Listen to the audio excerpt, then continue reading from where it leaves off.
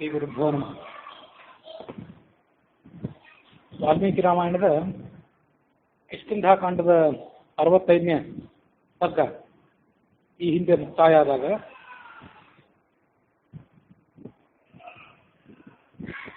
ಎಲ್ಲ ಕಪಿಗಳು ಸಾಗರವನ್ನ ದಾಟಿ ಹಾರಲಿಕ್ಕೆ ತಮಗೆ ಎಷ್ಟೆಷ್ಟು ಶಕ್ತಿ ಇದೆ ಅಂತ ಅನ್ನೋದನ್ನ ತಮ್ಮ ತಮ್ಮ ಮಿತಿಯನ್ನ ಹೇಳಿಕೊಂಡದ್ದು ಮತ್ತು ಮುಖ್ಯಸ್ಥನಾದಂಥ ಅಂಗದ ನಾನು 100 ಯೋಜನೆ ಹಾರಬಲ್ಲೆ, ಆದರೆ ಮುಂದೆ ಏನು ಮಾಡಬೇಕು, ಹಿಂತಿರುಗಿ ಬರಬೇಕು ಹೇಗೆ ಅಂತನ್ನೋದು ನನ್ನ ಶಕ್ತಿಗೆ ಮೀರಿದ್ದು ಅನ್ನೋದನ್ನು ಹೇಳಿಕೊಂಡ. ಹಾಗಾದರೆ ಈ ಕಾರ್ಯವನ್ನು ಯಾರು ಮಾಡಬೇಕು ಅನ್ನೋ ಒಂದು ಸಮಸ್ಯೆ ಹಾಗೆ ಉಳಿದಾಗ ಜಾಂಬವಂತ ನಾನು ಅಂಥವನೊಬ್ಬನನ್ನು ಬಲ್ಲೆ, ಆ ಶಕ್ತಿ ಯಾರಿಗಿದೆಯೋ ಆ ವ್ಯಕ್ತಿಯ ಪರಿಚಯ ನನಗಿದೆ, ನಾನು ಆತನನ್ನು ಈ ಕಾರ್ಯಕ್ಕೆ ಹುರಿದುಂಬಿಸ್ತೇನೆ ಅಂತ ಹೇಳಿದ್ದರ ವರ್ಣನೆ ನೋಡಿದ್ವಿ.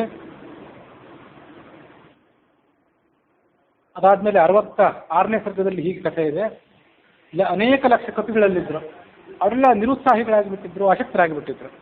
ಆಗ ಜಾಂಬವನ ಹನುಮಂತನಿಗೆ ಹೇಳಿದ, ನೀನು ವಾನರ ಪ್ರಪಂಚಕ್ಕೆ ಏಕೈಕ ವೀರನಾದವನು, ಎಲ್ಲ ಶಾಸ್ತ್ರದಲ್ಲಿ ಕೂಡ ವಿಶಾರದನಾದವನು,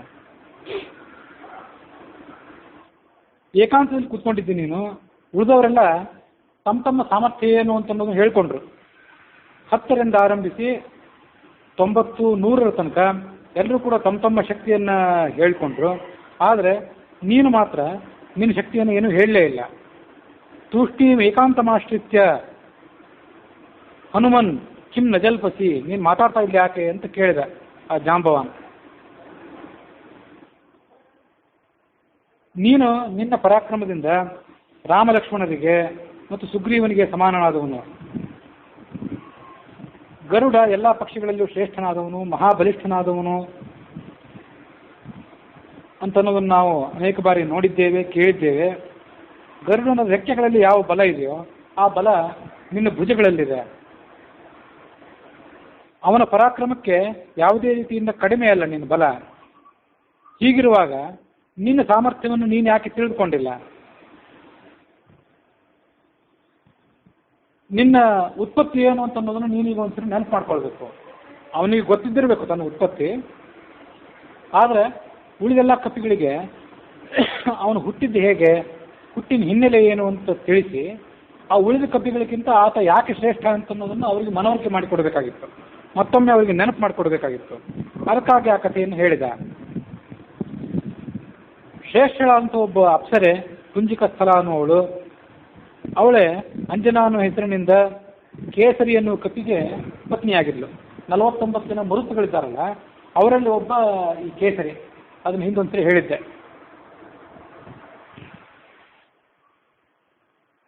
ಅವಳು ಯಾವುದೋ ಒಂದು ಶಾಪದ ಕಾರಣದಿಂದಾಗಿ ಭೂಲೋಕದಲ್ಲಿ ವಾನರ ಸ್ತ್ರೀಯಾಗಿ ಹುಟ್ಟಿದ್ಲು. ಕುಂಜರ ಅನ್ನುವಂಥ ಒಬ್ಬ ವಾನರನ ಮಗಳಾಗಿ ಅವಳು ಹುಟ್ಟಿದ್ದಳು. ಒಮ್ಮೆ ಅವಳು ಸರ್ವಾಲಂಕಾರ ಭೂಷಿತಳಾಗಿ ಒಂದು ವನದಲ್ಲಿ ಸಂಚಾರ ಮಾಡ್ತಿದ್ಲು, ಒಂದು ಪರ್ವತದಲ್ಲಿ ಸಂಚಾರ ಮಾಡ್ತಿದ್ಲು.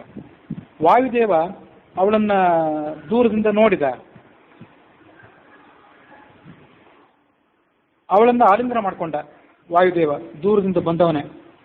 ಆಗ ಅವಳು ಗಾಬರಿಯಾದ್ಲು. ಏಕಪತ್ನಿ ವ್ರತಮಿದಂ ಕಹ ನಾಶಯಿತು ಇಚ್ಛತಿ, ನಾನು ಶುದ್ಧವಾದಂಥ ಧಾರ್ಮಿಕ ಪ್ರಜ್ಞೆ ಉಳ್ಳವಳು, ಅಂಥವಳ ನಾನು ಮಾಡ್ತಿರುವಂಥ ಈ ವ್ರತ ಏನಿದೆ ಇದನ್ನು ನೀನು ಯಾಕೆ ಭಂಗಪಡಿಸ್ತಿದ್ದಿ? ಮೊದಲು ಬಂದವನು ಯಾರು ಅಂತ ಕೂಡ ಗೊತ್ತಾಗಲಿಲ್ಲ. ಕೇಳಿದ್ದವಳು, ನೀನು ಯಾರೋ, ಯಾಕೆ ಇದನ್ನು ಭಂಗಪಡಿಸ್ತಿದ್ದಿ ಅಂತ ಅವನನ್ನು ಪ್ರಶ್ನೆ ಮಾಡಿದ್ಲು. ಆಗ ವಾಯುದೇವ ಹೇಳಿದ, ನತ್ವಾಂ ಹಿಂಸಾಮಿ ಶುಶ್ರೋಣಿ ಮಾಭೂತ್ತೆ ಸುಭಗೆ ಭಯಂ, ನಾನು ನಿನಗೆ ಯಾವುದೇ ಕಾರಣಕ್ಕೂ ಹಿಂಸೆ ಮಾಡುವವನಲ್ಲ, ನಿನಗೆ ಅಥವಾ ನಿನ್ನ ಪಾತಿವೃತ್ಯಕ್ಕೆ ಯಾವುದೇ ಭಂಗ ಮಾಡಲಿಕ್ಕೂ ಬಂದವನಲ್ಲ. ನಾನು ನಿನ್ನನ್ನು ಕೇವಲ ಮನಸ್ಸಿನ ಮೂಲಕವಾಗಿ ಪ್ರವೇಶ ಮಾಡ್ತೇನೆ, ಹಾಗಾಗಿ ನಿನಗೆ ಯಾವುದೇ ಕಲಂಕ ಇಲ್ಲ. ನನ್ನ ಇಂಥ ಅದ್ಭುತವಾದ ಒಂದು ಸಮಾಗಮದಿಂದ ನಿನಗೆ ಒಬ್ಬ ದಿವ್ಯ ಶಕ್ತಿ ಸಂಪನ್ನನಾದಂಥ ಮಗ ಜನಿಸ್ತಾನೆ. ಅವನು ಹಾರುವುದರಲ್ಲಿ, ನೆಗೆಯುವುದರಲ್ಲಿ, ಬಲ ಶಕ್ತಿಗಳಲ್ಲಿ ನನಗೆ ಸಮಾನ ಅಂತ ಅನ್ಸ್ಕೊತಾನೆ. ಇದು ವಾಯುದೇವ ಬಂದ ಅಂತ ಅಷ್ಟೇ ಹೇಳಿದರು. ವಾಯುದೇವ ಮುಖ್ಯ ವಾಯುನೋ ಅಥವಾ ಉಳಿದ ಯಾವ ವಾಯು ಅಂತನ್ನೋದನ್ನು ಹೇಳಲಿಲ್ಲ. ಉಳಿದ ಎಷ್ಟೋ ಕಡೆಗಳಲ್ಲಿ, ಎಷ್ಟೋ ಪುರಾಣಗಳಲ್ಲಿ ಮತ್ತಿತರ ಮಾಹಿತಿಗಳಲ್ಲಿ ವಾಯು ಅನ್ನೋ ಪ್ರಸ್ತಾವ ಬರ್ತದೆ ಹೊರತು ಮುಖ್ಯ ವಾಯು, ಮುಖ್ಯ ಪ್ರಾಣ ಅನ್ನೋ ಹೆಸರು ಬಂದಿಲ್ಲ. 49 ಜನ ಮರುತ್ತುಗಳು ಬೇರೆ ಇದ್ದಾರೆ, ಅದಲ್ಲದೆ ಮುಖ್ಯ ಪ್ರಾಣ ಒಬ್ಬ ಇದ್ದಾನೆ. ಅವನ ಪ್ರಸ್ತಾವ ಬೇರೆ ಕಡೆ ಹೆಚ್ಚಾಗಿ ಬರೋದಿಲ್ಲ. ಆದರೆ ಈ ವಾಯು ಏನಿದ್ದಾನಲ್ಲ, ಇವನು ಮುಖ್ಯ ಪ್ರಾಣ ಅಂತ ಅನ್ನೋದನ್ನು ಈ ಸಂದರ್ಭದಲ್ಲಿ ನಾವು ನಮ್ಗೆ ಗೊತ್ತಿದ್ದ ಸಂಗತಿನೇ ಅದನ್ನು ಮತ್ತೊಮ್ಮೆ ನೆನಪು ಮಾಡ್ಕೊಳ್ಬೇಕಷ್ಟೆ. ಹೀಗೆ ವಾಯುದೇವ ಹೇಳಿದ. ವಾಯುದೇವ ಹೇಳಿದ್ದನ್ನು ಕೇಳಿ ಅವಳು ಸಂತೋಷಪಟ್ಟಳು. ಅವಳಿಗಿದ್ದಂಥ ಆತಂಕ ಪರಿಹಾರ ಆಯಿತು.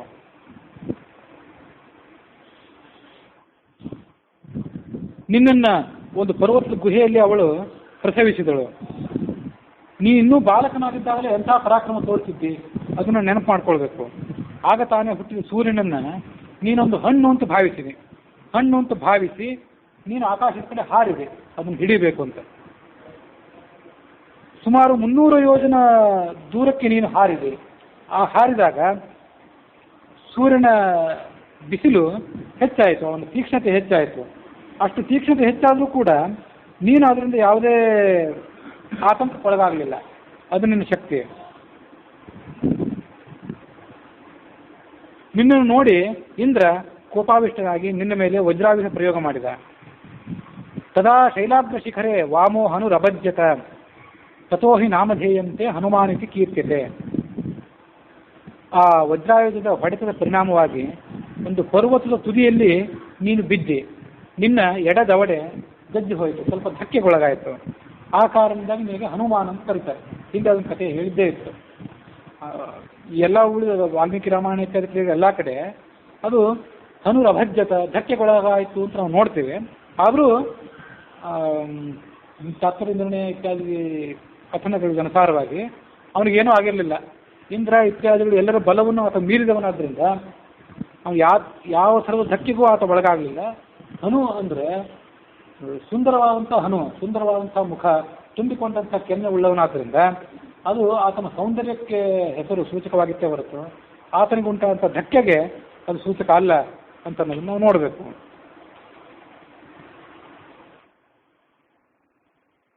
ನೀನು ವಜ್ರಾಯುಧದ ಪೆಟ್ಟಿಗೊಳಗಾದದನ್ನು ನೋಡಿ ನಿನ್ನ ತಂದೆಯಾದಂಥ ವಾಯು ಕುಪಿತನಾಗಿಬಿಟ್ಟ.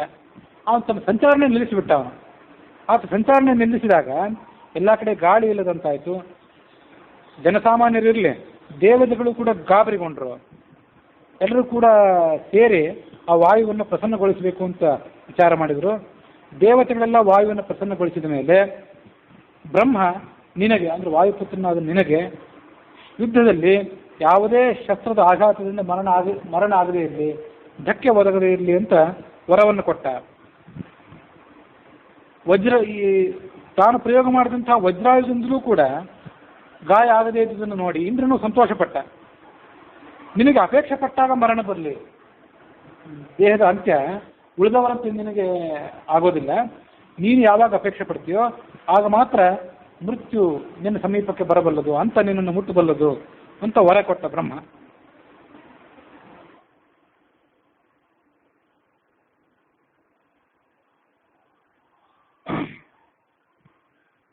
ರಾಮಾಯಣದ ಉತ್ತರಕಾಂಡದಲ್ಲಿ ಕೂಡ ಈ ಹನುಮಂತನ ಚರಿತ್ರೆ ಇದೆ. ಕಥೆ ಅನುಕೂಲಕ್ಕಾಗಿ ಅದನ್ನು ನಾನು ಹಿಂದೆನೇ ಹೇಳಿದ್ದೆ. ಮತ್ಕರೋತ್ಸೃಷ್ಟ ವಜ್ರೇಣ ಹನುಸ್ತಸ್ಯ ತದಾಕ್ಷತಃ ನಾಮ್ನೈವ ಹರಿಶಾರ್ದೂಲಃ ಭವಿತಾ ಹನುಮಾನಿತಿ. ವಾಯುವಿಗೆ ನೀನು ಸಮಾನನಾದವನು, ನಿನ್ನೆದುರಿಗೆ ನಾವೆಲ್ಲರೂ ತೃಣಪ್ರಾಯರು. ವಾಯು ಇಲ್ಲದೇ ಇದ್ರೆ ನಮ್ಮ ಶಕ್ತಿಯೆಲ್ಲ ಸ್ತಂಭಿತ ಆಗಿಬಿಡ್ತದೆ. ಶರೀರಂ ಹಿ ವಿನಾವಾಯುಂ ಸಮತಾಂ ಯಾತಿ ದಾರುಭಿಹಿ ಅಂತ ಇಲ್ಲೋ ಒಂದು ಕಡೆ ಒಂದು ಶಾಸ್ತ್ರದಲ್ಲಿರೋ ಶ್ಲೋಕ. ಈ ಶರೀರದಲ್ಲಿ ಬೇರೆ ಬೇರೆ ಸತ್ವಾಭಿಮಾನಿ ದೇವತೆಗಳಿದ್ದಾರಲ್ಲ, ಅವರಲ್ಲೆಲ್ಲ ಶ್ರೇಷ್ಠನಾದವನು ಯಾರು, ಯಾರ ಶಕ್ತಿ ಹೆಚ್ಚಿಂದು ಅಂತನ್ನೋದನ್ನು ಎಲ್ಲರೂ ತಿಳ್ಕೊಳ್ಬೇಕು ಅಂತ ಅಪೇಕ್ಷೆ ಪಟ್ಟರು. ಒಬ್ಬೊಬ್ಬನೇ ಸತ್ವಾಭಿಮಾನಿ ದೇವತೆ ಈ ಶರೀರವನ್ನು ಒಬ್ಬೊಬ್ಬಾಗ ಬಿಟ್ಟು ಹೋದ. ಯಾರು ಬಿಟ್ಟು ಹೋದರೂ ಕೂಡ ಶರೀರ ಹಾಗೇ ಇತ್ತು. ಇನ್ನೂ ಸ್ವಲ್ಪ ಕೋಮಾದಲ್ಲಿತ್ತು, ತೀರಾ ಸಂಕಟದ ಪರಿಸ್ಥಿತಿಯಲ್ಲಿತ್ತು. ಅದು ಶರೀರ ಪೂರ್ಣವಾಗಿ ಬಿದ್ದು ಹೋಗಲಿಲ್ಲ, ನಿಶ್ಚೇಷ್ಟ ಆಗಲಿಲ್ಲ. ಉಳಿದ ಯಾವ ದೇವತೆಗಳು ಹೋದರೂ ಕೂಡ. ಆದರೆ ಪ್ರಾಣ ಬಿಟ್ಟು ಹೋದ ಕೂಡಲೇ ಅದು ಶರೀರ ಮೃತ ಅಂತ ಅನ್ಸ್ಕೊಳ್ತು. ಅದಕ್ಕಾಗಿ ಅದನ್ನ ಕೊನೆಯ ಉಸಿರು ಹೇಳದ ಅಂತಾರೆ. ಪರಾಕ್ರಮ ಮತ್ತು ಬುದ್ಧಿ ಇತ್ಯಾದಿ ವಿಷಯದಲ್ಲಿ ನೀನು ಮತ್ತೊಬ್ಬ ಸುಗ್ರೀವನಂತೆ ಇದ್ದಿ ಅಂತ ಹೇಳಿದ ಈ ಜಾಂಬವಾನವನಿಗೆ. ಹಿಂದೆ ಮಹಾವಿಷ್ಣು ವಾಮನಾವತಾರವನ್ನು ತಾಳಿದಾಗ ನಾನು ಈ ಭೂಮಂಡಲಕ್ಕೆ 21 ಬಾರಿ ಪ್ರದಕ್ಷಿಣೆ ಮಾಡಿದೆ. ನಾವು ಆ ಸಂದರ್ಭದಲ್ಲಿ ದೇವತೆಗಳ ಆಜ್ಞೆಯಂತೆ ಔಷಧಿ ಲತೆಗಳನ್ನು ಸಂಗ್ರಹ ಮಾಡಿದ್ವಿ, ದೊಡ್ಡ ಪ್ರಮಾಣದಲ್ಲಿ ಸಂಗ್ರಹ ಮಾಡಿದ್ವಿ. ಅದರಿಂದ ಅಮೃತ ಹುಟ್ಟಿತ್ತು. ಆ ಔಷಧಿ ಲತೆಗಳನ್ನೆಲ್ಲ ತೆಗೆದುಕೊಂಡು ಹೋಗಿ ಕ್ಷೀರಸಾಗರದಲ್ಲಿ ಹಾಕಿದ್ರು. ಕ್ಷೀರಸಾಗರವನ್ನು ಮಥನ ಮಾಡಿದರು. ಆಗ ಅಮೃತ ಹುಟ್ಟಿತ್ತು. ಆಗ ನಮಗೆ ಬಲನೂ ಹೆಚ್ಚಿತ್ತು. ಈಗ ನಾನು ಮುದುಕಾಗಿಬಿಟ್ಟಿದ್ದೇನೆ. ಆದ್ದರಿಂದ ಪರಾಕ್ರಮಹೀನ ನಾನು. ನನ್ನ ಗತಿಯೇ ಹೀಗಿದ್ದಾಗ ಇನ್ನು ಉಳಿದವ್ರ ಗತಿ ಏನು ಅಂತ ನಾನು ಪ್ರತ್ಯೇಕವಾಗಿ ಹೇಳಬೇಕಾಗಿಲ್ಲ. ಇನ್ನು ಉಳಿದವರಲ್ಲಿ ನೀನೊಬ್ಬನೇ. ಈ ಎಲ್ಲ ವಾನರದ ಅಭಿಲಾಷೆಯನ್ನು ನೀನು ಈಡೇರಿಸಬೇಕು. ನೀನು ಎದ್ದೇಳು, ಈ ಸಮುದ್ರವನ್ನು ಲಂಘನ ಮಾಡು ಅಂತ ಹೀಗೆ ಆ ಜಾಂಬವಾನ್ ಹನುಮಂತನಿಗೆ ಪ್ರಚೋದಿಸಿದ. ಆ ಹಿಂದೆ ಆ ಕಥೆಯನ್ನು ನೋಡಿದ್ವಿ. ಹನುಮಂತ ತನ್ನ ಆಶ್ರಮದಲ್ಲಿದ್ದಂಥ ಋಷಿಗಳಿಗೆಲ್ಲ ತೊಂದರೆ ಕೊಡ್ತಿದ್ದ. ಆಗ ಅವರು ಕುಪಿತರಾಗಿ ನಿನ್ನ ಬಲವನ್ನು ಮತ್ತೊಬ್ಬ ನಿನಗೆ ತಿಳಿಸೋ ತನಕ ಅದು ನಿನ್ನ ಅರಿವಿಗೆ ಬರದೇ ಹೋಗಲಿ ಅಂತ ಶಾಪ ಕೊಟ್ಟಿದ್ದ. ಆ ಶಾಪವನ್ನು ಆತ ನಿಮಿತ್ತವನ್ನಾಗಿ ಮಾಡ್ಕೊಂಡಿದ್ದ ಅಷ್ಟೇ. ಋಷಿಗಳ ಶಾಪ ಆತನಿಗೆ ದೊಡ್ಡ ಸಂಗತಿ ಏನಲ್ಲ, ಅದನ್ನು ಕೇವಲ ನಿಮಿತ್ತವನ್ನಾಗಿ ಮಾಡ್ಕೊಂಡಿದ್ದ. ಹಾಗಾಗಿ ಜಾಂಬವಂತ ತನ್ನ ಬಲವನ್ನು ತಾನು ಹೇಳೋ ತನಕ ಆತ ಉಳಿದವರೆಲ್ಲ ತಮ್ಮ ಬಲ ಎಷ್ಟು ಅಂತ ಘೋಷಣೆ ಮಾಡಿಕೊಂಡ್ರು, ಇದು ಒಬ್ಬ ಸುಮ್ಮನೆ ಕೂತಿದ್ದ, ತನ್ನ ಬಲವನ್ನು ಹೇಳ್ಕೊಳ್ಳೇ ಇಲ್ಲ ಅವನು. ಹೀಗಿಷ್ಟೆಲ್ಲ ಹೇಳಿದ ಮೇಲೆ ಆತ ಇನ್ನು ತನ್ನ ಶರೀರವನ್ನು ಬೆಳೆಸ್ಕೊಳ್ಬೇಕು, ತಾನು ಸಮುದ್ರವನ್ನು ದಾಟಬೇಕು ಅಂತ ನಿರ್ಧಾರ ಮಾಡಿದ.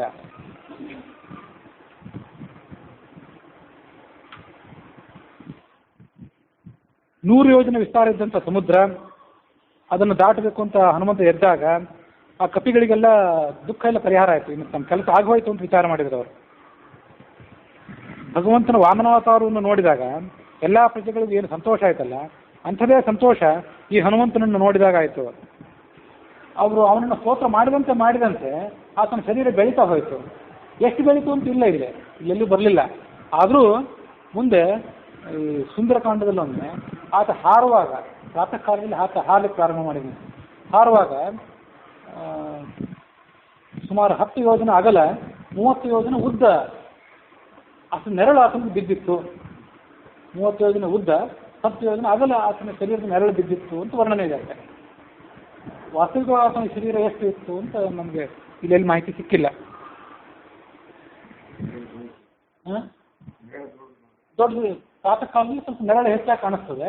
ಏನೇ ಇದ್ರು ಅಷ್ಟು ದೊಡ್ಡ ನೆರಳು ಕಾಣಬೇಕಾದ್ರೆ ಆ ಶರೀರನೂ ಸ್ವಲ್ಪ ಪೂರಾ ಅಷ್ಟು ದೊಡ್ಡದಲ್ಲದೆ ಇದ್ರೂ ಅದರ ಒಂದು ಅರ್ಧ ಆಗಲಿ ಅಥವಾ ಅದರ ಕಾಲು ಭಾಗ ಆಗಲಿ ಇದ್ದಿರಬೇಕಲ್ಲ. 30 ಯೋಜನೆ ಅಂತಂದರೆ ಸುಮಾರು 7-8 ಯೋಜನೆ ಆದರೂ ಆತ ಎತ್ತರ, ಒಂದು 2-3 ಯೋಜನೆ ಆಗಲ್ಲ, ಹೀಗೇನಾದರೂ ಆತ ಇದ್ದಿರಬೇಕು ಅಂತ ನಾವು ಊಹೆ ಮಾಡ್ಬೋದು. ಪರ್ವತದ ಗುಹೆಯಲ್ಲಿ ಸಿಂಹ ಎದ್ದು ನಿಂತರೆ ಹೇಗೆ ಕಾಣಬೇಕು ಹಾಗೆ ಕಾಣ್ತಿದ್ನಂತ ಅವನು. ಬೆಂಕಿ, ಹೊಗೆಯಿಲ್ಲದ ಬೆಂಕಿಯಂತೆ ಕಾಣಿಸ್ತಿದ್ದ. ಅಲ್ಲಿರುವಂಥ ವೃದ್ಧ ವಾನರರಿಗೆಲ್ಲ ನಮಸ್ಕಾರ ಮಾಡಿದ. ವಯಸ್ಸಿನಿಂದ, ಬಾಂಧವ್ಯದ ದೃಷ್ಟಿಯಿಂದ ಹಿರಿಯರಾದಂಥವ್ರು ಎಲ್ಲರಿಗೂ ನಮಸ್ಕಾರ ಮಾಡಿದ. ಆಗ ಅವರಿಗೆ ಆಶ್ವಾಸನೆ ಕೊಟ್ಟ, ನಾನು ಏನು ಮಾಡಬಲ್ಲೆ ಅಂತ ಅನ್ನೋದನ್ನು ಅವರಿಗೆ ತೋರಿಸ್ಕೊಟ್ಟ. ವಾಯುದೇವ, ನನ್ನ ತಂದೆ ಆದಂಥ ವಾಯುದೇವ, ಆತ ಅಗ್ನಿ ಸಖ. ವಾಯುವಿಗೆ ಅಗ್ನಿ ಸಖ ಅಂತ ಕರೀತಾರೆ. ಈ ಅಗ್ನಿ ತಾನು ಏನಾದರೂ ಸುಟ್ಟು ಹಾಕಬೇಕಾದ್ರೆ ಅದಕ್ಕೆ ವಾಯುವಿನ ಬೆಂಬಲ ಬೇಕು, ಅದಕ್ಕಾಗಿ ಅಗ್ನಿ ಸಖ ಅಂತ ಕರೀತಾರೆ. ಅಂಥ ವಾಯುದೇವ ಬೀಸಲಿಕ್ಕೆ ಪ್ರಾರಂಭ ಮಾಡಿದರೆ ದೊಡ್ಡ ದೊಡ್ಡ ಪರ್ವತದ ಶಿಖರಗಳನ್ನು ಕೂಡ ನಡುಗಿಸಬಲ್ಲ. ಆ ವಾಯುವಿನ ಔರಸ ಪುತ್ರ ನಾನು. ಹಾರುವುದರಲ್ಲಿ ನನಗೆ ಸಮಾನರಾದವರು ಯಾರೂ ಇಲ್ಲವೇ ಇಲ್ಲ. ಆಕಾಶವನ್ನು ನಾನು ಸುಲಭವಾಗಿ ದಾಟಬಲ್ಲೆ. ಈ ವಿಸ್ತಾರವಾದ ಮೇರು ಪರ್ವತ ಏನಿದೆಯಲ್ಲ, ಆ ಮೇರು ಪರ್ವತವನ್ನು ನಾನು 1000 ಬಾರಿ ಪ್ರದಕ್ಷಿಣೆ ಮಾಡಬಲ್ಲೆ, 1000 ಸಲ ಪ್ರದಕ್ಷಿಣೆ ಮಾಡಬಲ್ಲೆ. ಹೇಗೆಂದರೆ ವಿಶ್ರಾಂತಿಗಾಗಿ ಮಧ್ಯ ಒಂದು ಬಾರಿಯೂ ಕೂಡ ನಿಲ್ಲದಂತೆ ಪ್ರದಕ್ಷಿಣೆ ಮಾಡಬಲ್ಲೆ. ತನ್ನ ಶಕ್ತಿ ಏನು ಅಂತ ಹೇಳ್ಕೊಂಡವನು. ನಾನು ಈಗ ಸಮುದ್ರವನ್ನು ಹಾರಲಿಕ್ಕೆ ಪ್ರಾರಂಭ ಮಾಡಿದರೆ ನನ್ನ ಬಾಹುವಿನ ಸೆಳೆತದಿಂದ, ಗುರುತ್ವಾಕರ್ಷಣ ಶಕ್ತಿಯ ಸೆಳೆತದಿಂದ ಸಮುದ್ರದ ನೀರು, ನದಿಗಳ ನೀರು ಅದು ಮೇಲೆದ್ದು ಬರ್ತದೆ, ಉಕ್ಕಿ ಹೊರಗೆ ಬರ್ತದೆ. ಉಕ್ಕಿ ಹೊರಗೆ ಬಂತಂದರೆ ಅದು ಇಡೀ ಭೂಮಂಡಲವನ್ನೇ ಮುಳುಗಿಸಬಲ್ಲದು. ಅಷ್ಟು ಶಕ್ತಿ ನನ್ನ ಬಾಹುಗಳಿಗಿದೆ. ನನ್ನ ತೊಡೆಗಳು, ನನ್ನ ಕಣಕಾಲು, ಮೊಣಕಾಲು ಇವುಗಳ ವೇಗಕ್ಕೆ ಆ ಸಮುದ್ರ ಉಕ್ಕಿದಾಗ ಅದರೊಳಗಿರುವಂಥ ತಿಮಿಂಗಿಲ ಗಿಲ ಇವೆಲ್ಲ ಪ್ರಾಣಿಗಳು ಕೂಡ ನೀರಿನ ಜೊತೆಗೇ ಹೊರಗೆ ಬರ್ತವೆ. ಆ ಗರುಡ ಬಹಳ ಪ್ರತಾಪಶಾಲಿಯಾದವನು, ಬಹಳ ದೊಡ್ಡ ಆಕಾರವುಳ್ಳವನು ಅಂತ ಎಲ್ಲ ಕಡೆ ನಾವು ಓದ್ತೀವಿ. ಆ ಗರುಡನನ್ನು ಕೂಡ 1000 ಬಾರಿ ಪ್ರದಕ್ಷಿಣೆ ಮಾಡಲಿಕ್ಕೆ ನಾನು ಸಮರ್ಥ. ಅದು ಗರುಡ ಯಾವ ಪರಿಸ್ಥಿತಿಯಲ್ಲಿರುವಂಥ ಗರುಡ, ಎಂಥ ಗರುಡ ಅಂತ ಇಲ್ಲಿ ವರ್ಣನೆ ಮಾಡ್ತಾರೆ. ಆಕಾಶದಲ್ಲಿ ಗರುಡ ಹಾರ್ತಿರ್ತವಲ್ಲ, ಅದು ಕೆಳಗೆ ಏನಾದರೂ ಹಾವನ್ನು ನೋಡಿದರೆ ಆ ಹಾವನ್ನು ಹಿಡ್ಕೊಳ್ಬೇಕು ಅಂತ ಅತಿ ವೇಗದಿಂದ ಕೆಳಗೆ ಬರ್ತದೆ. ಅಂಥ ಗರುಡನನ್ನು ನಾನು ಪ್ರದಕ್ಷಿಣೆ ಮಾಡಬಲ್ಲೆ ಅಂತ ಹನುಮಂತ ಹೇಳ್ಕೊಂಡಿದ್ರೆ ಅರ್ಥ ಅದಕ್ಕೆ. ಗರುಡ ಪಕ್ಷಿ ಆಕಾಶದಲ್ಲಿ ಅತ್ಯಂತ ತುದಿಯಲ್ಲಿದ್ದು ಕೆಳಗೆ ಬರ್ಲಿಕ್ಕೆ ಅದಕ್ಕೆ ಎಷ್ಟು ಹೊತ್ತು ಬೇಕೋ ಅಷ್ಟೇ ಹೊತ್ತಿನಲ್ಲಿ ನಾನು ಅದೇ ದೂರವನ್ನು ನಾನು 1000 ಬಾರಿ ಪ್ರದಕ್ಷಿಣೆ ಮಾಡಬಲ್ಲೆ. ಅಂದರೆ ಅವನಿಗಿಂತ 1000 ಪಟ್ಟು ನನ್ನ ಶಕ್ತಿ ಹೆಚ್ಚಿನದು ಅಂತ ಹೀಗೆ ಅದನ್ನು ವ್ಯಾಖ್ಯಾನಕಾರರು ವಿವರಣೆ ಮಾಡ್ತಾರೆ. ಇಬ್ಬರು ಕ್ರಮಿಸುವಂಥ ದೂರ ಅಷ್ಟೇ, ಗರುಡ ತಗೊಳ್ಳುವಂಥ ಕಾಲ ಏನಿದೆ ಆ ಕಾಲಕ್ಕಿಂತ ಅದೇ ಕಾಲದಲ್ಲಿ ನಾನು 1000 ಬಾರಿ ಆ ದೂರವನ್ನು ಕ್ರಮಿಸಬಲ್ಲೆ ಅಂತ ಹನುಮಂತ ತನ್ನ ಶಕ್ತಿಯನ್ನು ಹೇಳ್ಕೊಂಡೆ. ಉದಯಾಚಲದಲ್ಲಿ ಸೂರ್ಯ ಉದಯಿಸಿದರೆ ನಾನು ಕೂಡ ಆತನ ಜೊತೆಗೆ ಹೊರಡ್ತೇನೆ. ಇಬ್ಬರು ಹೊರಟದ ಜೊತೆಗೇನೆ, ಆದರೆ ನಾನು ಆತನಿಗಿಂತ ವೇಗವಾಗಿ ಮುಂದುವರೆದು ಆತನಿಗಿಂತ ಮೊದಲೇ ಅಸ್ತಪರ್ವತವನ್ನು ಸೇರಿ ಮತ್ತೆ ಅಲ್ಲಿಂದ ಸೂರ್ಯನಿಗೆ ಅಭಿಮುಖವಾಗಿ ಬರ್ತೇನೆ. ಹೇಗೆ ಬರ್ತೇನೆ ಅಂದರೆ, ಸೂರ್ಯ ಇನ್ನೂ ಆವಾಗ ನಡುವ ಆಕಾಶದಲ್ಲಿರ್ತಾನೆ, ಉದಯ ಪರ್ವತದಿಂದ ಹೊರಟಿರ್ತಾನೆ, ನಡುಮಧ್ಯದಲ್ಲಿರ್ತಾನೆ. ಅಷ್ಟೊತ್ತಿಗಾಗಲೇ ನಾನು ಅಸ್ತಪರ್ವತವನ್ನು ಮುಟ್ಟಿ ಬಂದಿರ್ತೇನೆ. ಇದು ನನ್ನ ಶಕ್ತಿ.